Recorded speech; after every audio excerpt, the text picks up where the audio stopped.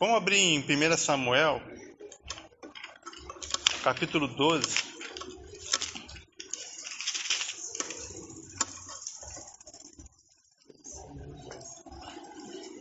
Primeiro Samuel 12 é um momento que aquele povo lá de Israel pediu um rei. Pediu que Deus escolhesse um rei. E Samuel era o profeta daquela época. Aí Samuel até avisou, ele não gostou da ideia, né? E até porque tem uma questão de que o povo ele era governado diretamente pela lei de Deus, somente sendo julgado por juízes. Samuel era profeta e juiz. Agora, tendo um rei, parece que colocaram meio que um intermediário, alguém ali entre Deus e o povo, né? Colocando um rei para governar o povo. Samuel não gostou, Deus também falou que não era muito bem aquilo. E aí, ao Samuel se despedir do cargo, acontece o seguinte, ele fala, né, que foi um erro, e aí o povo faz um pedido para ele. Vamos ler 1 Samuel 12, do versículo 18 até o 23. Quem quiser pode ler, quem achar pode ler. Samuel 12, do 18, 1 Samuel 12, do 18 ao 23. Então invocou Samuel ao Senhor, e o Senhor deu trovões e chuva naquele dia, pelo que todo o povo temeu em grande maneira ao Senhor e a Samuel. Até o versículo 23. Ah, é para ler tudo? Sim. E todo o povo disse a Samuel: roga pelos teus servos ao Senhor teu Deus, para que não venhamos a morrer, porque a todos os nossos pecados temos acrescentado este mal, de pedirmos para nós um rei. Então disse Samuel ao povo: não temais, vós tendes cometido todo este mal, porém não vos desvieis de seguir o Senhor, mas servi o Senhor com todo o vosso coração. E não vos desvieis, pois seguireis as vaidades, que nada aproveita, tampouco vos livrarão, porque vaidades são. Pois o Senhor não desamparará o seu povo, por causa do seu grande nome, porque aprova o Senhor fazer-nos o seu povo. E quanto a mim, longe de mim, que eu peque contra o Senhor, deixando de orar por vós, antes vos ensinarei o caminho bom e direito. Tão somente temei o Senhor, e servi-o fielmente em todo o vosso coração, porque vede quão grandiosas coisas vos fez.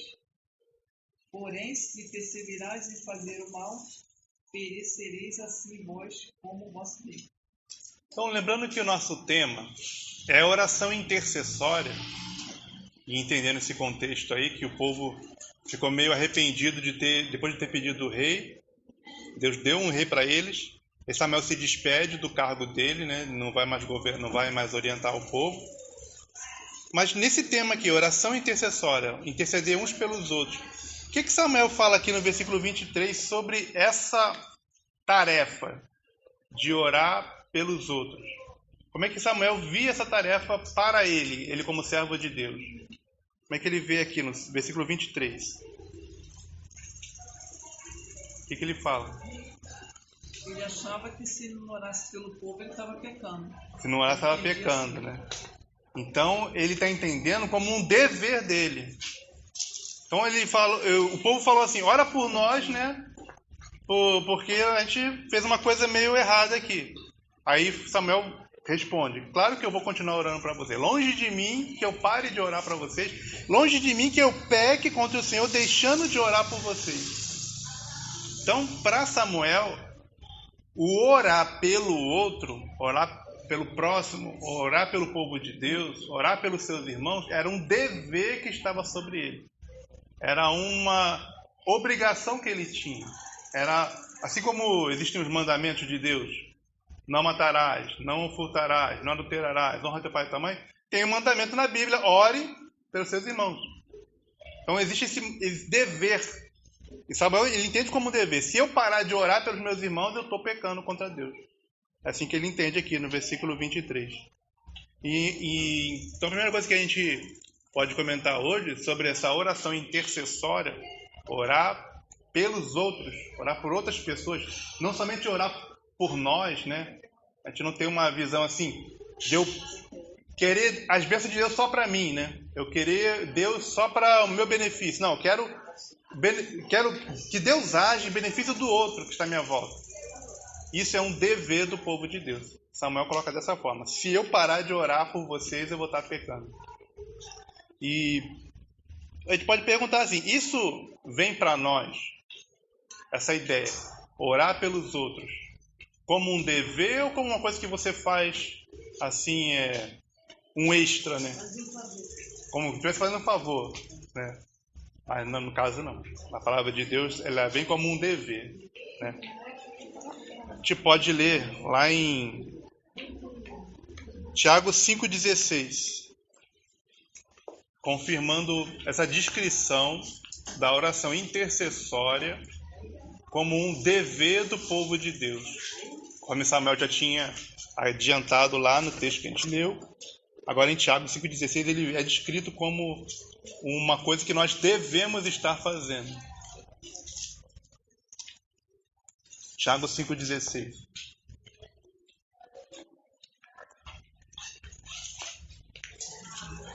Bom dia. Quem vai ler? Confessai vossos pecados uns aos outros, e orais uns pelos outros, para que sareis. A oração eficaz do justo tem muita força.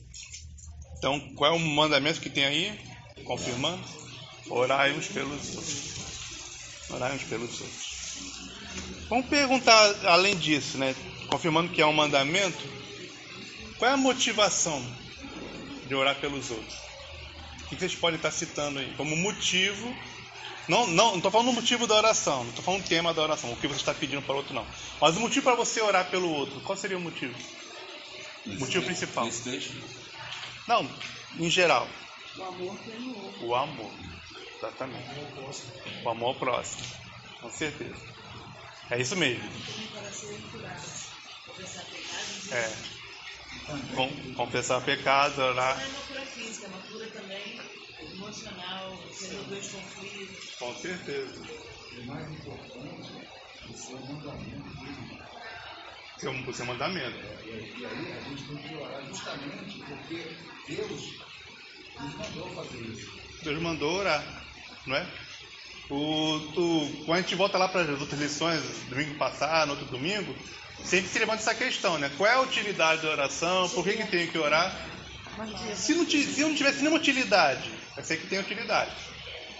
Mas se não tivesse utilidade, só o fato de Deus ter mandado orar é suficiente. Deus mandou, é a autoridade de Deus. Ele quer que seu povo ore uns pelos outros, seja um povo de oração. E voltando no tema, na questão do amor, a gente resume todos os deveres bíblicos em 2 mandamentos, que é amar a Deus acima de todas as coisas e amar o próximo como a ti mesmo. Então, quando eu mantenho um hábito de oração, costume da oração, eu estou praticando o mandamento de amar a Deus sobre todas as coisas. Amar a Deus com todas as nossas forças, todo o nosso pensamento. Como é que está escrito? É isso mesmo?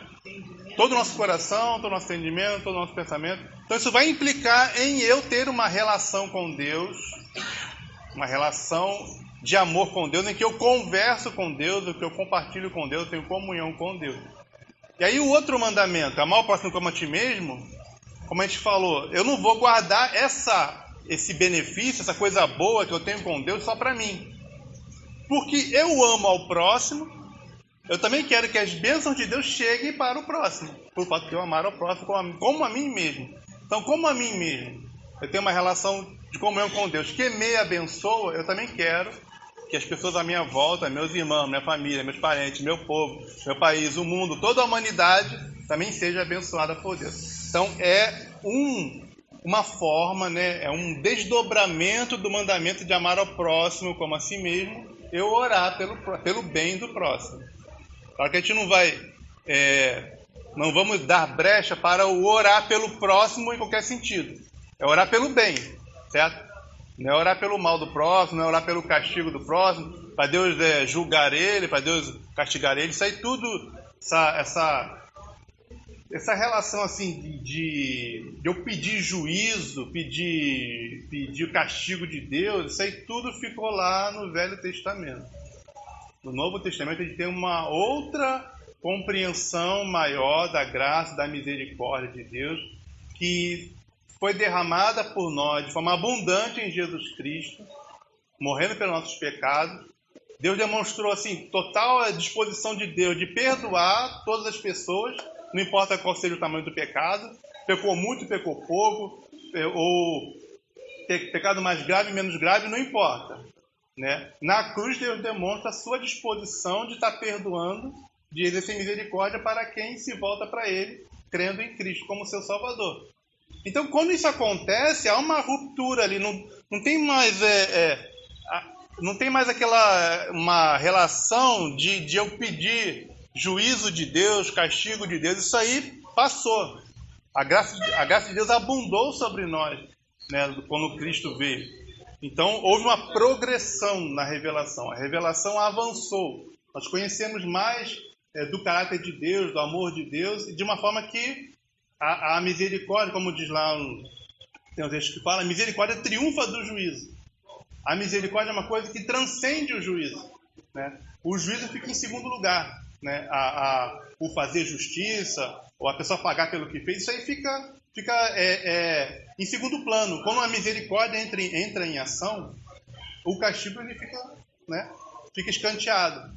E aí, esse é o Evangelho, justamente. É a boa nova, a boa notícia de que Deus oferece o perdão dos pecados, a reconciliação, a transformação, a renovação por meio de Jesus Cristo. E aí, aqueles de nós que já receberam esta boa nova, receberam esse Evangelho, já foram transformados, perdoados, ele não tem outra coisa a dar ao próximo a não ser o mesmo amor de Deus.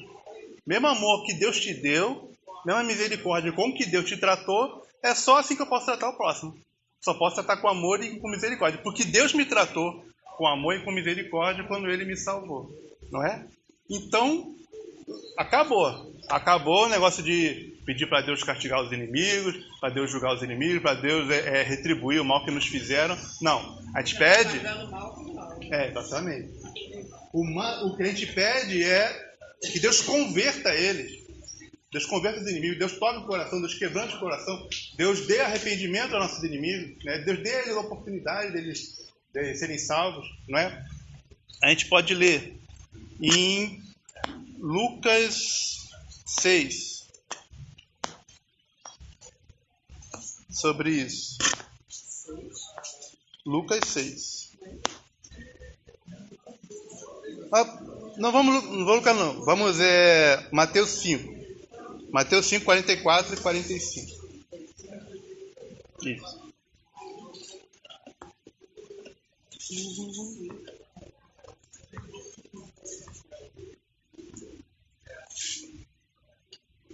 Está mais claro no Mateus. Ouvistes que foi dito, amarás o teu próximo e odiarás o teu inimigo. Eu, porém, vos digo, amai os vossos inimigos e orai pelos que vos perseguem. Pode ler até o outro versículo também, quando fala da chuva. Torneis filhos do vosso Pai celeste, porque Ele faz nascer o seu sol sobre maus e bons, e vir chuvas sobre justos e injustos. Certo? Então, Jesus agora fala para orar pelos que vos maltratam, pelos que vos perseguem, como a gente está falando. Então, a oração intercessória, ela vai ser sempre para o bem, né? Nessa nova concepção que a gente tem do Novo Testamento, é sempre para o bem, inclusive para os que nos perseguem e nos maltratam. Sempre para que eles sejam abençoados. Deus abençoe a ele, né? Quando na versão de Lucas fala, não amaldiçoeis, mas abençoei. Abençoai e não amaldiçoeis. É um mandamento de Jesus que já cortou a questão da retribuição, de eu pedir que a pessoa seja castigada, etc. Então, se é para orar até pelos inimigos, por qual ser humano nós não devemos orar? Nenhum. Então, toda a humanidade, pessoas que nos fazem bem, pessoas que nos fazem mal, pessoas que estão próximas, pessoas que estão distantes, nosso parente, nosso vizinho, ou a pessoa lá do outro país, do mundo que a gente não conhece, nunca vai conhecer. Todas as pessoas do mundo estão dentro do escopo, né, do alvo da oração. Assim como o Evangelho ele é pregado, Jesus mandou pregar a toda criatura. O Evangelho é pregar a boa notícia do oportunidade do perdão dos pecados, da reconciliação com Deus, a toda criatura. Então também essa oração pedindo a bênção de Deus é uma oração por toda a criatura. É uma oração pelo bem de todos os homens. A gente lê isso lá em 1 Timóteo 2.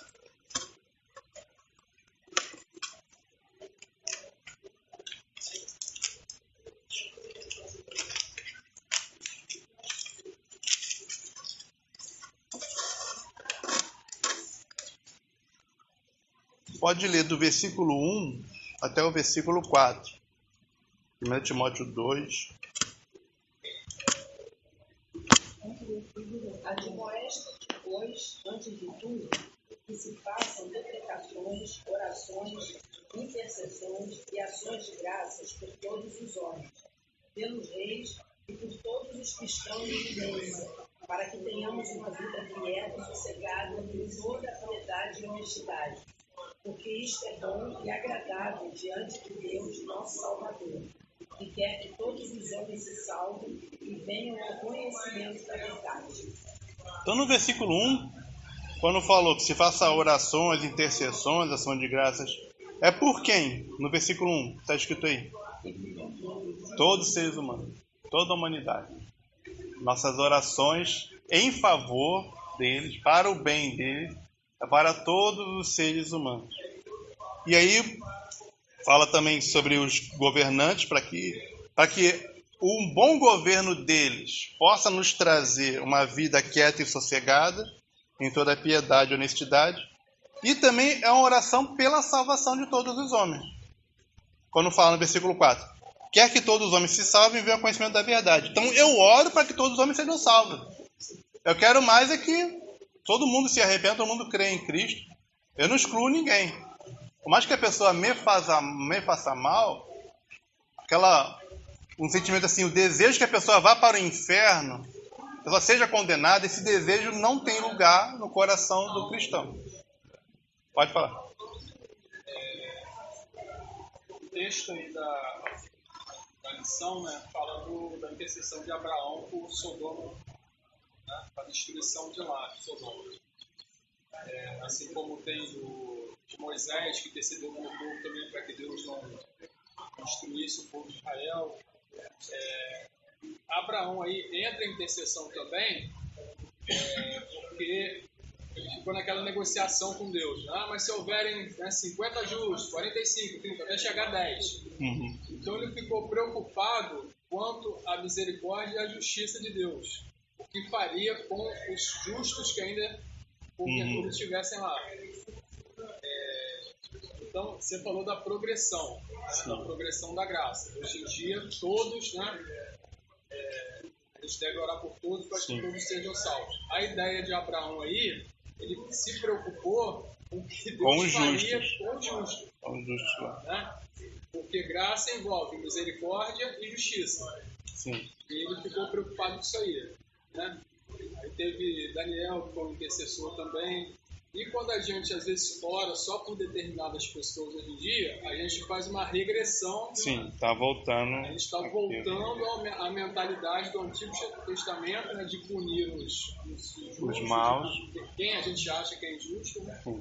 E a gente retorna à ideia do Velho Testamento. É bom a gente pensar nisso aí, porque às vezes é muito fácil a gente chorar somente pela nossa família, pelos nossos irmãos da igreja. E as pessoas que realmente precisam da nossa oração, a gente deixa de lado, a gente não... Né? Sim. Relembrando isso que você falou, de... Abraão ele está no começo lá da revelação. Tem uma progressão na revelação. Naquele momento, Abraão, ainda não tendo todo o conhecimento que nós temos no Novo Testamento, ele entendia que havia pessoas que mereciam ser castigadas e pessoas que não mereciam ser castigadas. Quando a gente chega lá no Novo Testamento, Paulo ele faz um resumo ali, Romanos 3, e fala: não existe nenhum justo. Abraão achava que existiam alguns justos. Talvez tenha 10 lá. No caso, pela revelação do Novo Testamento, não tinha nenhum. Na justiça de Deus, no padrão de Deus, não tem nenhum. Existe um ser humano menos pior do que o outro. Existe um ser humano que faz mais o bem do que o outro, comparando um ser humano com um ser humano. Mas comparando todos os seres humanos com Deus, obrigado. Comparando qualquer ser humano com Deus, todos ficam na injustiça. Nenhum chega no padrão, nenhum é bom o suficiente para merecer algo de Deus. Todos eles estão abaixo da santidade de Deus, todos eles maculam a santidade de Deus com os seus pecados. Mas isso é uma coisa, né, que foi sendo dada progressivamente para o povo de Deus. Naquela época de Abraão, ele ainda entendia que nem todo ser humano merecia castigo de Deus. Na verdade, todos merecem. Quanto à oração, eu acho também, assim, muitos cristãos às vezes questionamos porque Deus não responde a oração. Não responde a oração, mas para Deus responder a oração tem que estar conectada com os atributos de Deus. Deus é ter justiça, amor, misericórdia, assim, entendeu? Então não adianta, é que eu digo, a perda de tempo você orar por uma pessoa assim, Deus, prepare e leva essa pessoa, faz isso, essa pessoa, Deus não vai ouvir essa oração, entendeu? Porque não é o atributo dele, ele quer que a pessoa se salve e se liberte. Então, às vezes, nós oramos errado. O Espírito Santo nos conduz para orar certo. A Bíblia fala sobre isso. Mas muitas vezes a nossa intenção da oração é motivada por atitude errada. Quando pede o atributo de Deus, um atributo de Deus, que é a justiça, que é amor, misericórdia, Deus, não é que Deus nem ouve essa oração, nem atinge o céu, nem atinge o alto. Entendeu? Não vai ser atendida porque não está de acordo com a vontade de Deus. Eu acho assim que, igual eles falam para as crianças, eu gosto de castigar. Deus não castiga. É as consequências do pecado. Que vem sobre nós. São as consequências.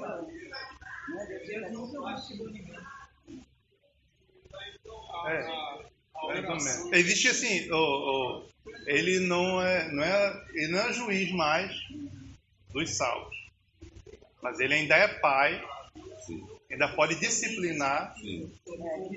Nesse sentido. Um pai que corrige por amor para não colocar no caminho. Existem, como você falou, é uma descrição boa. Ele fala assim, é a consequência do pecado. Sim, os pecados têm consequência. Tem consequência ruim para a nossa vida. Sempre que a gente pecar, vai ter uma consequência ruim para a nossa vida. E Deus vai usar essa consequência para nos aperfeiçoar, para nós nos arrependermos, para nós melhorarmos nossos caminhos, nós pensarmos direito, né? Antes de fazer de novo aquele pecado ali. Você ia falar?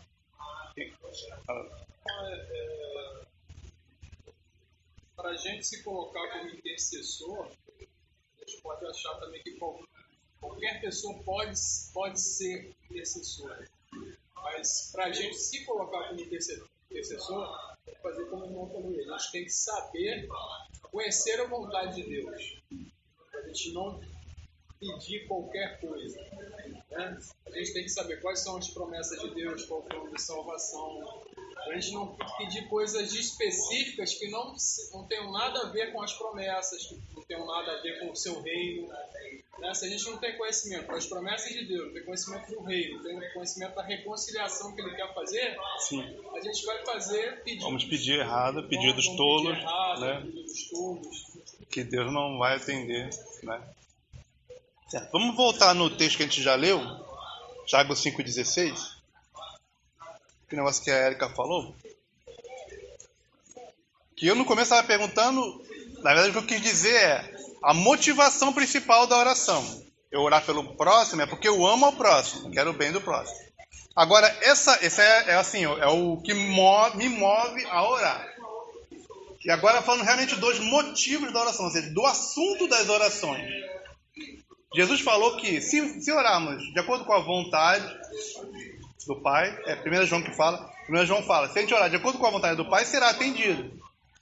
Então, o cristão ele tem que, conforme o irmão Roscar falou, tem que conhecer o que a Escritura nos ensina, que é a vontade normativa, né, a vontade de lei, de mandamento de Deus para o ser humano, de propósito de Deus para o ser humano, para orar de acordo com os propósitos de Deus. E aí eu terei muito maior confiança de que Deus vai atender. Deus vai fazer aquilo que Ele já quer fazer. Mas Ele colocou a oração como uma corda, né? Um meio, um instrumento que puxa, né? Pelo qual caminha as bênçãos dele. Um canal pelo qual a bênção dele é concedida a mim. Muitas vezes a gente pode colocar dessa forma, né? Deus vai dar uma bênção para quem não vai valorizar essa bênção e nem vai reconhecer que veio dele. Ele pode não dar por isso, porque ele é digno de ser reconhecido por aquilo que ele nos dá. Então ele vai dar as coisas que são pedidas por aqueles que vão reconhecer que veio de Deus. Inclusive a gente pode colocar isso como um dos propósitos da oração. A oração é para glorificar a Deus, para que Deus receba a glória quando aquilo ali que foi pedido acontecer. Para Deus ser exaltado, para Deus ser louvado, para se elevarem graças ao nome de Deus por ele ter atendido aquela oração. Mas isso só acontece se eu orei antes, né? Quando Deus dá as coisas que nós não pedimos em oração, muitas vezes a gente esquece, né, de agradecer e dar a glória devida a Deus, de reconhecer que veio de Deus, e aí ele não é adorado, não é exaltado como ele merece pelas bênçãos dele. Voltando lá em Tiago 5,16, a gente está falando o seguinte: quais são os motivos bíblicos, os assuntos bíblicos que a Bíblia fala que a oração pode conter ou deve conter? É aí que a gente já falou, mas vamos repetir. Tiago 5,16. Vamos ler de novo e ver quais assuntos de oração tem aqui nesse versículo. Portanto, reconhece seus pecados uns aos outros. Ore uns pelos outros para serem curados. A oração do Deus justo é poderosa e eficaz. Confesse os seus Pecados. Deus quer que a gente peque? Não. Sim ou não? Não. Então, se eu estou fazendo uma oração contra o pecado, eu posso ter certeza que eu estou orando de acordo com a vontade de Deus. Sempre que eu orar contra o pecado, essa oração tá certinho, né? Ela está cumprindo a função dela. E aí, quando nós vermos, no caso, a gente está falando sobre orar pelos outros, né? Quando nós vemos aquele outro pelo qual você orou, para que ele vencesse aquele pecado, quando você vê que ele está obtendo vitória sobre aquele pecado, que ele está melhorando seus caminhos, que ele está pecando menos naquela área, você dará a glória a Deus, que ele atendeu a sua oração, né, de que perdoasse e desse vitória, desse força para o seu irmão, para ele não cometer mais aquele pecado. Pode falar. Eu entendo também sobre oração, a palavra do Senhor fala para a gente perseverar. Sim. Muitas das vezes são anos orando, né? Às vezes o pessoal acha, eu vou orar hoje, amanhã Deus não. É de acordo com a vontade de Deus e anos. Tem coisas que demoram anos. Libertação, por exemplo, né? Tem pessoas que a gente ora e demora anos, ele leva anos. E a palavra fala sobre perseverança, né? Perseverar em oração, né? Com certeza. E a cura, né? Às vezes o irmão está precisando, aí a gente tem que escutar o irmão, orar pelo irmão, né? Guardar aquilo ali em segredo também, muitas das vezes, porque um pecado é uma coisa assim, né? Que Deus sabe. Sim, isso é importante. Isso também cura, a oração é cura, né? Deus como uma cura interior. Claro. Né? E a gente, Deus assim usa pessoas para nos ajudar em oração. Porque às vezes a gente está passando um momento tão difícil que a gente quer que o irmão só ore. Às vezes ele lê uma palavra, só uma oração, só o que a pessoa quer. Às vezes, ou nós estamos sem força para orar, Também aí pede para o outro orar por nós. Tem momentos que a gente passa assim também. É interessante também que a Bíblia, no Antigo Testamento, fala sobre alguns momentos aí do povo de Israel que eles pereceram. Eu vou dar um exemplo, né, do pecado de Acã. Quando saiu para a batalha, perdeu a batalha, não entendia por quê. Porque Acã pegou aqueles utensílios e escondeu dentro da arma. Então isso quer dizer, implica também que se a gente estiver orando, nossa vida estiver também não pedindo esse perdão, né, não buscando essa misericórdia, estiver na área, Deus não vai ouvir essa oração. Nós não vamos esquecer sobre a oração, entendeu?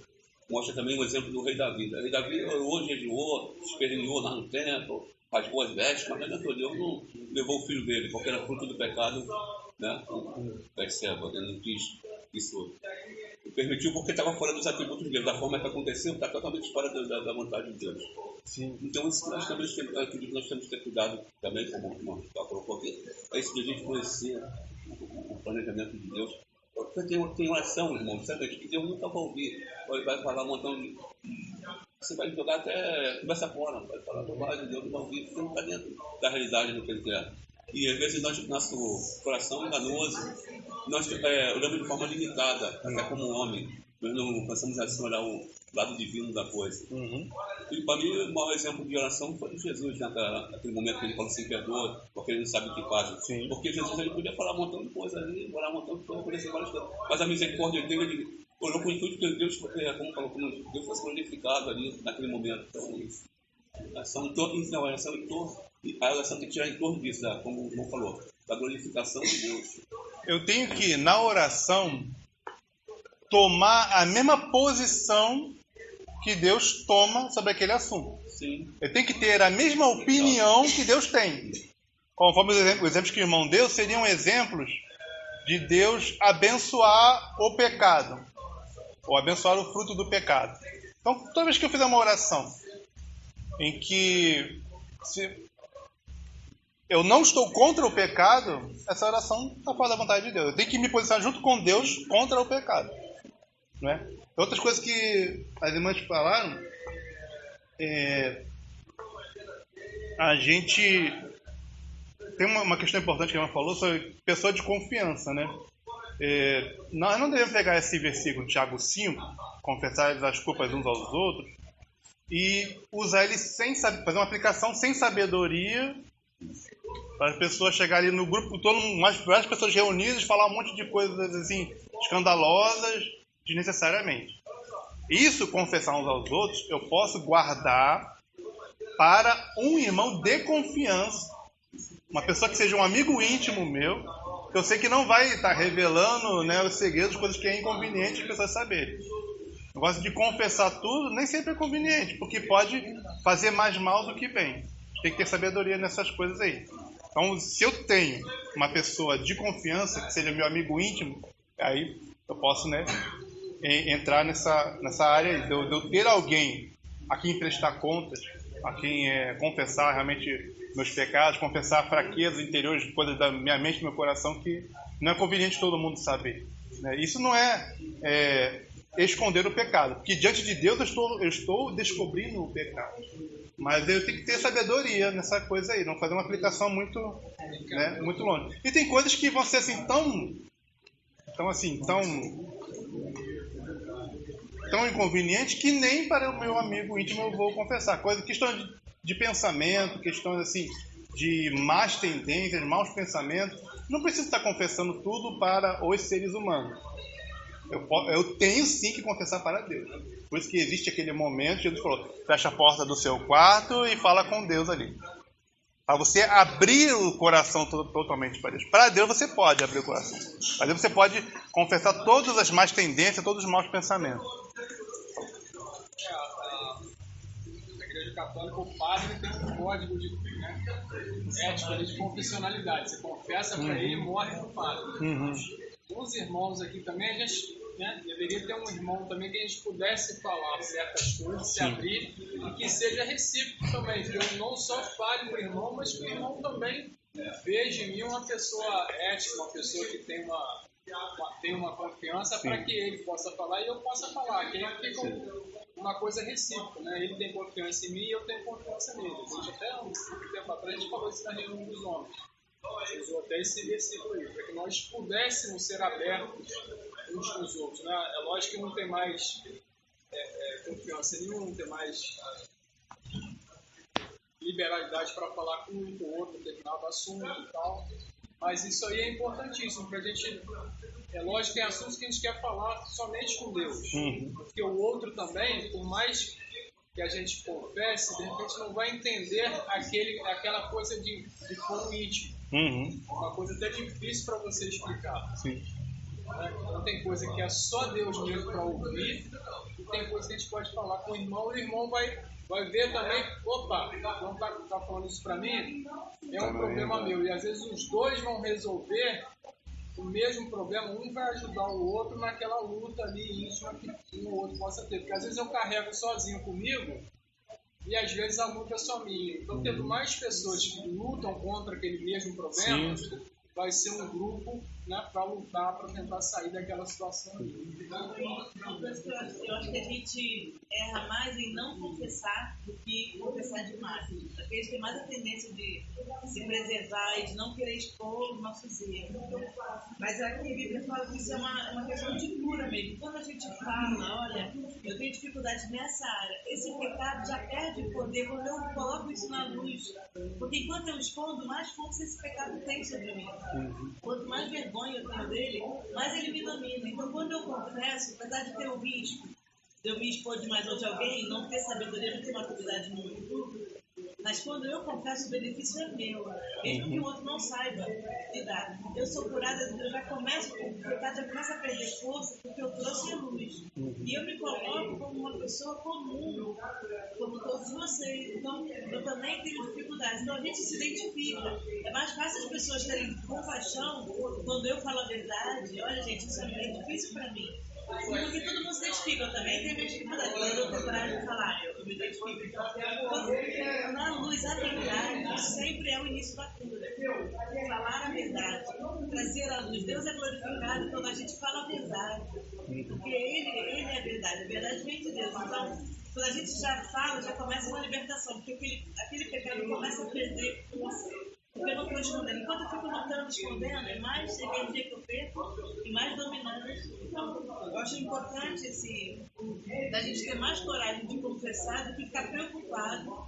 É claro que tem que ter essa sabedoria. Se realmente é uma coisa que vai estragar, vai estar envolvendo outras pessoas, então tem que ter. Mas em relação a gente, acho que a gente tem muito mais a tendência do orgulho, de não falar, de não confessar. E confessar é libertador. Realmente o que começa a transformação. A confissão é interessante que o próprio Davi também fala sobre isso, que enquanto ele não confessou o pecado dele, as coisas aconteceram. Mas eu também posso dizer que eu compreendi a posição do irmão que ele colocou, e realmente, sim, eu tenho que confessar, mas tem agora coisas. Por exemplo, eu tenho mais confiança nele de falar com ele, de pedir para ele quer ceder, porque não é que eu estou escondendo, né? Eu não estou escondendo de ninguém. É que eu falo assim, por favor, moção, olha comigo para essa área aqui, que essa área aqui vai estar mais complicada e tal. Porque se às vezes, sinceramente, irmão, você vai passar uma coisa assim para muitos, e muitos não vão estar na mesma sintonia, na mesma direção, no mesmo propósito. Mas até confessar para um é difícil, até confessar para outro não. Já é outro. E aí o importante dentro disso aí, mesmo que alguns eu falo, alguns eu não falo, alguns eu falo só para o meu amigo mais íntimo, é importante a gente fugir totalmente daquele tipo de entendimento do cristianismo como uma religião das pessoas que são os justos, os sem pecado, os perfeitos, os bons, os melhores que o mundo. Nós temos que fazer isso, a confissão, para eu continuamente estar sempre me reconhecendo como um pecador carente da graça de Deus. A gente fugir lá que é o próprio farisaísmo, né? Coisa que Jesus condenou lá dos fariseus. E eles queriam parecer justos aos homens. Então, se o cara está querendo parecer justo aos homens, ele vai confessar suas fraquezas, seus pecados? Nunca. Ele quer que os outros pensem que ele é perfeito. Vai esconder seus defeitos ao máximo. Só que nós somos chamados no Evangelho uma outra coisa totalmente contrária. Eu me confessar como pecador, como fraco, e mesmo depois da minha conversão, ainda peco, ainda tenho fraquezas em tais áreas, estou vencendo gradativamente. Então, nós vencemos sim, nós temos poder de Deus, do Espírito Santo, para vencer os pecados, sim, mas é gradativo. Não é ninguém vira instantaneamente santo perfeito durante essa vida. Nem se você fizer um sei lá o quê, uma consagração especial, e não é isso que vai fazer você virar santo e perfeito instantaneamente daquele dia em diante. Nada disso não existe uma coisa mágica, uma coisa assim, pontual. É tudo gradativo. A santificação é gradativa. Eu vou me tornando, eu vou crescendo, eu vou vencendo, eu vou melhorando conforme eu vou crescendo na minha vida cristã. Então, eu tenho que ter, sim, com certeza absoluta, uma admissão pública de que eu sou fraco e sou pecador. Então, O apóstolo Paulo, quando ele escreve lá 2 Timóteo, ele que é o apóstolo, que Jesus apareceu para ele, que ele tinha revelações que não podia contar para ninguém, que sofreu pelo evangelho, foi apedrejado, foi chicoteado. Tudo que ele fez ali pelo evangelho, anos e anos de evangelho, lá no final da carreira ele ainda fala: eu sou o maior dos pecadores. O fato dele estar 30 anos andando com Cristo não fez ele pensar que ele era melhor do que os outros. Não, eu sou o maior dos pecadores. Ele nem diz assim que ele era o maior dos pecadores antes de se converter, e agora ele é santo, ele é justo. Não, ele era naquele momento o maior dos pecadores. Então a nossa sensação, conforme a gente vai conhecendo a Deus, porque Deus é perfeito, porque Deus é perfeitamente santo, perfeitamente justo, conforme eu conheço cada vez mais a Ele, eu vou me sentindo mais pecador, porque eu começo a enxergar pecados que eu não enxergava antes. Vai aumentando a minha sensibilidade contra o pecado, né? Então, ao invés de eu achar que eu sou sem defeito, pelo contrário, eu vou me considerar cada vez mais pecador e vou ter cada vez mais facilidade de reconhecer minhas fraquezas, de reconhecer que eu sou pecador, que eu continuo pecando, eu estou em processo de santificação, Deus está me ajudando, Deus pode me dar vitória sobre qualquer pecado, mas é um processo gradual, com certeza. Deixa eu, Oscar, depois você. Falei. O mundo coloca a gente com a armadura contrária ao que é a armadura que fala em Efésios 6. O mundo coloca a gente como se eles pudessem colocar uma armadura que tornasse a gente invisível das nossas vulnerabilidades. Porque eu não confessando para ninguém, eu me coloco como uma pessoa superior ao outro, porque eu não tenho vulnerabilidade nenhuma. Não tenho nada que me aflija. Né? Grandes lideranças, né, do passado, tiveram até o Hitler que queria ser um super-homem, não sei o quê. Né? Depois ele demonstrou quais eram as fragilidades dele. E a gente, não confessando, a gente se coloca com essa armadura aí.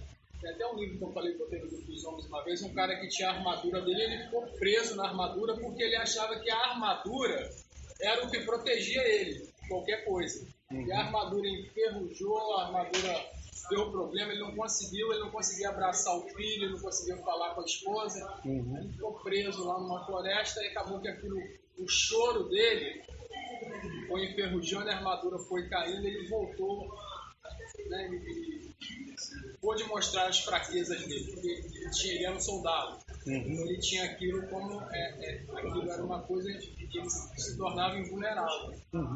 Só que a armadura de Deus que fala em Efésios é justamente o contrário, é para que tudo que venha até a gente não seja inflamado no nosso coração, né? Os dardos inflamados que cheguem até nós, cheguem e apaguem. Porque se eu deixo um dardo inflamar meu coração, transformar aquele ira em ódio, desamor e tal, a armadura não está funcionando. Pelo contrário, eu estou, né, alguém tente alguma coisa contra mim e aquilo inflama dentro de mim, eu estou usando a armadura contrária. Estou usando a armadura de Deus. Então, quando a gente demonstra nossas fragilidades, aquilo que a gente tem. A Bíblia é um contraditório, né, do mundo, né? Quando eu mostro minhas fragilidades, parece que eu estou mostrando minha fraqueza, mas ao mesmo tempo que eu mostro minhas fraquezas, eu me fortaleço. Sim, porque a sua força vem de Deus. Porque a minha força não vem de mim, não vem daquilo que me enfraquece. Sim. A força vem de Deus e eu sou realmente fraco. Né? Você citou Paulo aí. Imagina Paulo, né? O cara que aguentou paulada, aguentou prisão, aquele negócio todo, e o cara, né, dizer que era fraco, pecador e tal. A gente ficava até imaginando, né, qual seria a fraqueza dele, qual seria o espinho na cara, o que ele... Então, a gente viu uma força nele. Né? A gente não sabe se isso veio no passado, quando ele perseguiu os cristãos, se aquilo atormentava nele, ninguém sabe o que seria esse espinho na carne. Mas ele confessava para poder ser mais parecido com Cristo. A questão que você falou, a questão da sensibilidade ao pecado. Que a gente ouve assim, quando as pessoas quando elas se convertem, A gente ouve muito, nossa, mas agora que eu entreguei a vida para Jesus, parece que ficou mais difícil. Não é que ficou mais difícil, é porque o caminhar por Cristo provoca isso na gente. Sim. A nossa sensibilidade ao pecado. Quando a gente não está quando a gente ainda é assim, né, sem conhecer Jesus, tudo é normal, nada nos afeta. Mas a partir do momento, a gente passa a sensibilidade aumenta. É exatamente isso. Porque a gente nossa mente vai sendo transformada de acordo com a mente de Deus. Então eu começo a cada vez mais ter a mesma opinião que Deus tem sobre o pecado. Opinião que eu não tinha antes, né? Da minha conversão, onde eu atingi esse patamar. Eu gostaria de falar algo também. Essa questão que eu também coloquei agora um pouco aqui, eu queria só deixar claro que é o seguinte, que quando eu disse assim que a gente tem mais intimidade com o irmão para falar com ele, porque eu também vejo alguns exemplos bíblicos sobre isso. Por exemplo, quando Moisés sempre chamava as pessoas específicas, aí chamou para a terra, o Josué e Caleb, no caso, assim, então, né?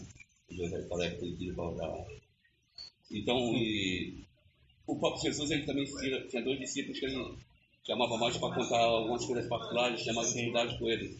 Então, acho que isso aí foi o próprio Deus que criou. Por exemplo, os reis tinham o profeta que ele falava, desabafava com ele, desabafava com qualquer um. Porque um rei que foi fazer isso, foi ruína de Israel, foi bom. Robão foi buscar conselho de qualquer um, quando desceu para Israel, foi dizimado. Então, é isso que eu estou dizendo. Quer dizer que a exclusividade, é um clube, é uma coisa. Mas é que tem irmãos. Uma pessoa certa, com sabedoria, com maturidade. Mas todos nós somos irmãos, estamos entrelaçados, entendeu, meu irmão? Mesmo assim, tem umas pessoas que ele tem que escolher pra mim, porque pra outra pessoa vai ser a outra pessoa. A gente viu lá, Tiago 5,16, um motivo de oração pelos outros, é pelos pecados deles, para eles vencerem o pecado, para ser perdoado dos seus pecados. A gente viu também, já foi falado, para ser curado, conforme foi falado também, não só a cura física das doenças, a cura emocional, a cura de algum trauma, cura de algum bloqueio, de algum problema psicológico que a pessoa tem. Deus é poderoso para curar também. Nós não negamos que ir para o psicólogo pode ajudar, o psiquiatra pode ajudar sim. Mas o cristão ele nunca confia somente nas coisas da ciência humana. Quer dizer, eu tomo remédio e oro. Eu não só oro, nem só tomo remédio. Tomo remédio e oro. Então também, vai ao psicólogo e ora. Vai ao psiquiatra e ora. A gente faz as duas coisas. Até porque Deus pode usar o instrumento da sabedoria, da ciência, para o bem da humanidade. Para o nosso bem. Senão, não é uma contradição. Eu não tenho que ficar assim, esperando ou desejando ou exigindo de Deus coisas sobrenaturais o tempo todo. Deus pode usar coisas naturais, coisas desenvolvidas pela humanidade, pela ciência, para essas coisas trazerem aquilo que eu estou pedindo. Certo? Então, mas o que o cristão não pode fazer é confiar no homem, confiar nas coisas humanas. Eu confio em Deus em primeiro lugar. E Deus, se Ele quiser fazer um milagre, fará um milagre. Se Ele quiser fazer por um meio natural, fará por um meio natural. Se quiser fazer por meio da providência, vai ser da providência. Pela ciência, vai ser pela ciência. Certo? Mas eu sei, como Deus está no controle de todas as coisas, eu sei que veio de Deus. Porque aqueles que não acreditam, eles falam assim, não, mas isso daí foi o remédio que ele tomou, foi o tratamento que ele fez. Tal. Mas eu que creio, eu sei que veio de Deus. Mesmo ele tendo... Deus usou o remédio, Deus usou o tratamento, mas veio de Deus. Deus está no controle. Sim. E isso tudo é um instrumento de Deus. É um instrumento de Deus. Né? Quando lá o Filipe, ele evangelizou o eunuco, quando acabou aquele momento ali do evangelismo, o eunuco se converteu, diz que Deus transportou Filipe para uma outra cidade. Isso foi um evento sobrenatural. Mas Deus queria que o Filipe fosse para aquela cidade. Ele não podia ir andando, não podia ir de cavalo e tal. Tanto faz, mas Deus é soberano para fazer de forma sobrenatural ou natural. Assim como Paulo ia para uma outra cidade evangelizar, Paulo ia de navio, andava lá, viagem de navio, vários dias lá, pegava tempestade, etc. Mas Deus poderia ter pegado Paulo e jogado lá na outra cidade. Mas Deus é soberano. certo? Eu não questiono quando Deus vai querer usar um método sobrenatural ou um método natural. Eu sei que o propósito de Deus vai se cumprir. E na oração eu estou me conformando a esse propósito de Deus e eu estou reconhecendo o controle e o poderio de Deus sobre essas questões. Então, ele está falando sobre orar para cura física, cura psicológica, cura emocional. Qualquer tipo de cura que a pessoa precisa, eu também posso orar por ela, esse assunto. Da mesma forma, nós não podemos deixar de atribuir a Deus pela cura que nós fomos através de remédio. A gente também não pode ir no extremo, como eu já ouvi alguém dizer, que tinha que jogar os remédios fora. Há pessoas, inclusive a igreja, que já ensinaram sobre isso. Olha, você tem que jogar os remédios fora e tem que confiar tão somente no Senhor. Isso é errado. Porque Deus tem cura também através dos meios. Sim. E eu acredito até que na maioria das vezes Deus trabalha do que de uma forma sobrenatural. Até porque esses milagres de cura de doenças no Novo Testamento, eles tinham um propósito de serem sinais do Evangelho. Porque o Evangelho de Cristo trouxe novas revelações, trouxe doutrinas que não eram conhecidas, tanto para o povo de Israel quanto para os outros povos. Então, o que provava que aquilo ali vinha de Deus? Porque qualquer um pode inventar uma doutrina que quiser. O que provava que aquilo ali vinha de Deus, aquela nova doutrina vinha de Deus, eram os milagres que acompanhavam Jesus e os apóstolos quando estavam pregando. Então, existe esse propósito, não é que Deus não vá fazer, vai fazer. Quando Ele quiser, vai fazer o sobrenatural quando Ele quiser. Mas esses milagres em profusão, essa abundância de milagres que tem no texto do Novo Testamento, ele está vinculado a um sinal que autentica o Evangelho, que autentica a revelação de Cristo. Cristo realmente era o Messias, a mensagem que ele está pregando realmente veio de Deus, e a prova disso são os milagres que estão em volta de Jesus e os milagres que estão em volta dos apóstolos. Certo? Então, para eu não ficar assim com uma coisa meio assim, eu olho para cá, Jesus curava 100 pessoas por dia, hoje é muito menos. Será que é somente falta de fé nossa, por isso que não tem tantos milagres hoje? Não é só por isso. Existia um propósito de Deus para aquela profusão, aquela multidão de milagres naquele momento, que era para autenticar a mensagem. Conforme diz o próprio texto de Marcos 16, fala isso. O Senhor confirmou a palavra pelos sinais que foram dados. Então tinha esse aspecto aí. Então, de uma maneira que eu posso até considerar, eu entendo porque existam menos milagres hoje do que existia ali entre Jesus e os apóstolos. Não é porque as pessoas não creem hoje, mas é porque o propósito ele estava vinculado à mensagem do Evangelho. Vamos para Lucas 22, 31 e 32. Um outro motivo de oração pelos nossos irmãos, que aparece na Escritura. Lucas 22, 31 e 32.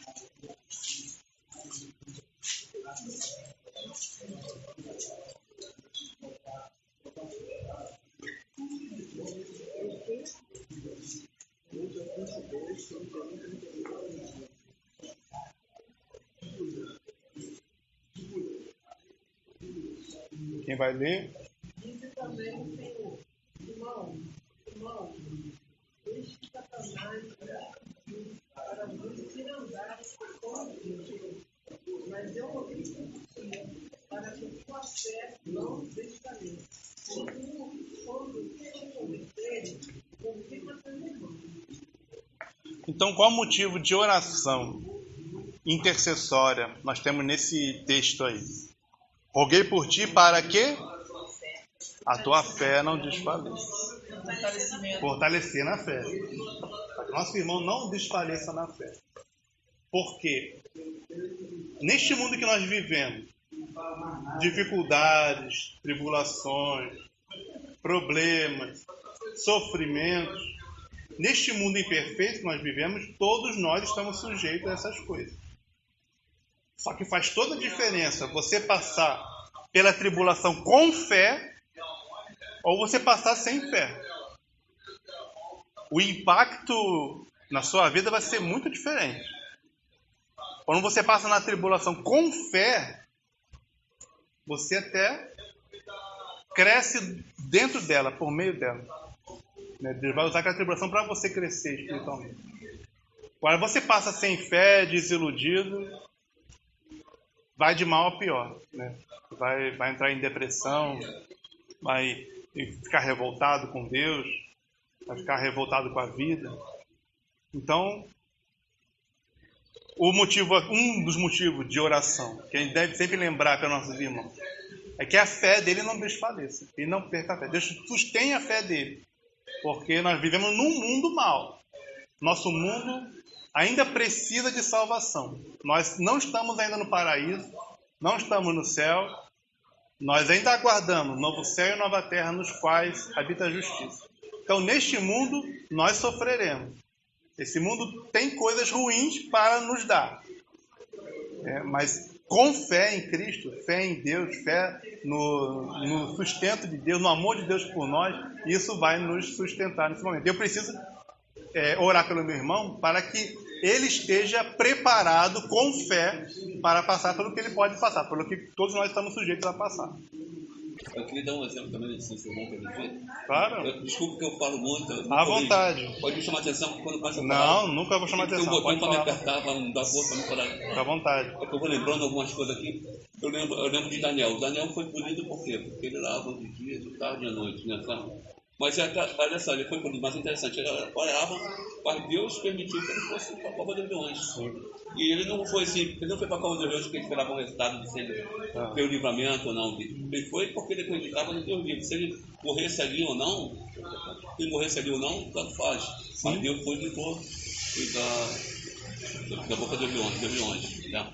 Não tem nada de errado para estar lá, né? Errado, estava no propósito, estava certo, estava orando, mas é isso que eu dizer, tem um momento da vida da gente, que a gente pode vida prática, não adianta, nós vamos enfrentar a situação difícil, não adianta. Aquilo ali não tem como correr, você vai enfrentar. Agora, depende da forma que você vai enfrentar aquilo ali. Aquele momento ali adverso ali, como você falou. Se você estiver ali no querer de Deus, buscando Deus, confiando em Deus, vai passar mais fácil. Se não passar, eu costumo dizer que seja assim, é tipo vestibular. Se você não for aprovado ali, aquela prova vai vir de novo para você ver se você passa. Até a tua fé ser alicerçada, ser alimentada, entendeu? Verdadeiramente é isso. Aprovado é por várias circunstâncias adversas na nossa vida, mas não quer dizer que Deus não está nos ouvindo, Deus não está conosco. Não. Porque tem muita gente que desanima. Quando tem um montão de problema, começa a desanimar, olha para a esquerda, eu vou parar por aqui mesmo. Não existe promessa na Bíblia de que nós vamos passar por esse mundo sem tribulações. Não existe promessa. Existe promessa que Ele vai estar conosco durante a tribulação. Certo? E aí eu preciso ter essa fé para passar por esses momentos e receber o bem que esses momentos me trarão. Porque se eu creio no que a Bíblia diz, a Bíblia fala lá em Romanos 8:28. Todas as coisas contribuem para o bem daqueles que amam a Deus, dos que são chamados segundo o seu propósito. Então, todas as coisas é todas as coisas. Não é só as coisas boas que contribuem para o meu bem. As coisas ruins contribuem para o meu bem e durante elas eu sou inclinado a buscar mais a Deus. Sou inclinado a depender mais de Deus. Eu aumento a minha humildade, né? Aquilo que a gente falou, né, do farisaísmo, de querer parecer que é perfeito, que parece que não tem problema. Isso aí desaba. Na hora das tribulações acaba, as máscaras caem, a gente mostra quem a gente é mesmo. Eu aumento a minha fé e aumento a minha comunhão com Deus, minha intimidade com Deus. Então algum bem vai sair daquilo ali. Humanamente falando, a pessoa não, mas foi uma coisa terrível, não teve nenhum bem naquilo ali. Mas a sua alma foi edificada naquele momento. Deus usou a tribulação para edificar você e a sua alma. Certo? Lá em Efésios 6, 18 a 20, um outro motivo bíblico para estarmos orando pelos nossos irmãos e fazer essa oração intercessória.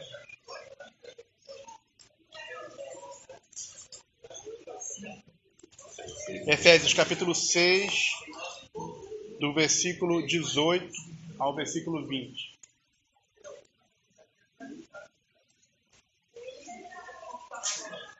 Seis.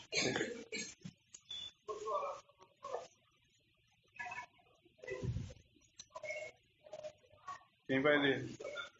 Orando em todo tempo, com toda oração e súplica no Espírito, e vigiando nisso com toda perseverança e súplica por todos os santos. E por abrir, para que me seja dado no abrir da minha boca a palavra de confiança para fazer notório o ministério do Evangelho, pelo qual sou embaixador em cadeias, para que eu possa falar dele livremente como me convém falar. Qual motivo de oração aparece nesse texto aí?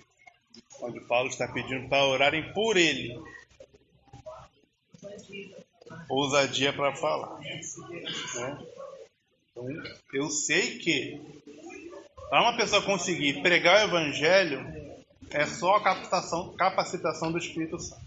Não tem outra maneira. Nós não conseguimos. A nossa carne não quer. Nós fugimos. Se for deixar pela nossa carne, nós fugiremos, nós não pregaremos. Nós não teremos coragem, não teremos força, nós não teremos nem a disposição para isso. Aí aparece uma circunstância, uma coisa interfere, não vai dar mais por causa disso, por causa daquilo. Várias desculpas aparecem na hora para a gente não pregar o Evangelho. Nós precisamos da força do Espírito Santo para poder vencer isso. Então aqui está Paulo pedindo para orarem por ele. Quer dizer, ele chegava na cidade e pregava e está preso, né? Quando ele escreve. E mesmo assim ele continuava testemunhando. Testemunhava para os guardas dele, testemunhava para outros presos, continuava testemunhando. Mas quem que vai dar força para ele? Né? Eu queria falar o seguinte, Paulo, ele reconhece que é totalmente dependente de Deus. Aquilo tudo que ele fez foi Deus fazendo através dele. Foi o Espírito Santo dele que o capacitou a fazer. Então não existe essa questão, não, o apóstolo, o super pregador, não. O Espírito Santo dele. Mesmo o Espírito Santo que pode estar em nós também. E que está em nós. Não, pode, no sentido, pode nos capacitar. Claro que ele está. Pode nos capacitar também. Né? O Espírito Santo que capacitou Paulo, que capacitou Pedro, que capacitou João, pode nos capacitar também. E aí, Paulo pede, ore por mim, para que Deus me dê ousadia para falar. E aí, nós podemos orar, então, pelo ministério dos nossos irmãos, para aquilo que eles fazem, palavra de Deus, pelo que eles fazem na igreja, tanto na igreja como fora da igreja, o testemunho que eles dão diante das suas famílias, o testemunho que eles dão no ambiente de trabalho, o testemunho que eles dão na sua vizinhança, na sociedade. Eu oro para que Deus ou capacite o meu irmão a exercer o seu ministério, a dar testemunho de Cristo e a falar a palavra, como ele fala aqui, com confiança e com ousadia, e possa falar dela livremente, como convém falar. Mais um motivo para a oração, a gente pode ler lá em 1 Tessalonicenses 4:3. Então nós estamos orando pelos nossos irmãos. 1 Tessalonicenses 4:3. 4:3.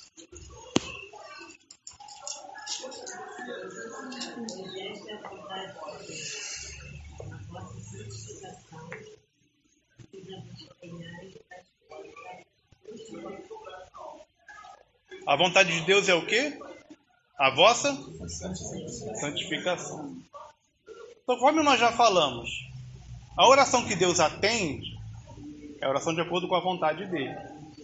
Então, se eu sei pela Bíblia alguma coisa que é a vontade de Deus, a vontade normativa, o propósito de Deus para o ser humano, eu orarei por isso, eu tenho que orar por esse assunto, e eu sei que Deus vai atender. Então a vontade de Deus para vocês é a santificação. Então está aí mais um motivo, um assunto pelo qual eu devo orar pelos meus irmãos, para que eles progridam na santificação, para que eles cresçam, né? Para que eles cresçam na oração, na comunhão com Deus, mas também na vitória contra o pecado, para que eles cresçam na vitória contra as tentações, para que eles cresçam na vitória contra as suas fraquezas, para que eles cresçam ter o discernimento, a sabedoria para viver nesse mundo de uma forma que glorifique a Deus, ele tomar as decisões corretas na sua vida, que eles cresçam na santificação. Como a gente disse, Deus vai entender o que Deus quer, o que é da vontade dele. Então, é uma oração com certeza dentro da vontade de Deus, a santificação. Então, eu ao invés, vamos dar um exemplo assim, ao invés de eu ficar, criticando meu irmão por causa desse defeito, daquele outro coisa, não, eu oro para que Deus o santifique, para que ele cresça, sei lá o que é nervoso, eu oro para que ele cresça em mansidão. Fulano de tal não tem paciência, eu oro para que ele cresça em paciência, etc. Todas as coisas que tem a ver com a edificação do caráter de Cristo em nossos irmãos. Então, um motivo para eu estar orando, a oração intercessória, é orar para que eles cresçam na santidade, para a glória de Deus.